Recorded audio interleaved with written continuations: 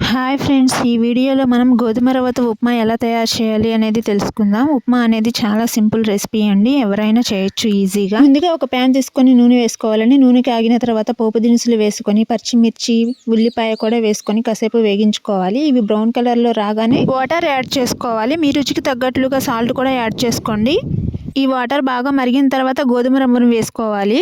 మీరు 1 కప్పు గోధుమ రవ్వని తీసుకున్నట్లయితే అదే కప్పుతో 2 కప్పుల వాటర్ని తీసుకోవాలి. గోధుమ రవ్వ ఉడికేటప్పుడు మీరు మంటని సిమ్లో ఉంచి ఉడికించుకోండి, ఎందుకంటే గోధుమ రవ్వ వాటర్లో బాగా ఉడుకుతుంది. హైలో పెడితే నీళ్ళన్నీ మరిగిపోతాయి, ఇంకా గోధుమ రవ్వ కూడా సరిగా ఉడకదు, అంత టేస్ట్ ఉండదు. గోధుమ రవ్వ నీళ్ళల్లో ఉడుకుతున్నప్పుడు మీరు గిన్నెతో కలతిప్పుకుంటూ ఉండాలి, లేకపోతే అడుగు అంటుకుంటుంది. చూశారు కదండి, వాటర్ మొత్తం ఇనికిపోయి గోధుమ రవ్వ చాలా చక్కగా ఉడికిపోయింది. ఇంతేనండి, గోధుమ రవ్వ ఉప్మా చాలా సింపుల్గా తయారైపోయింది.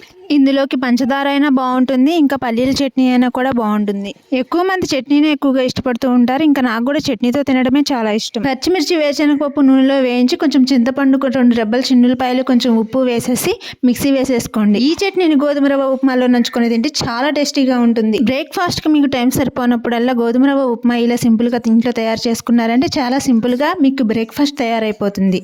Thanks for watching my video.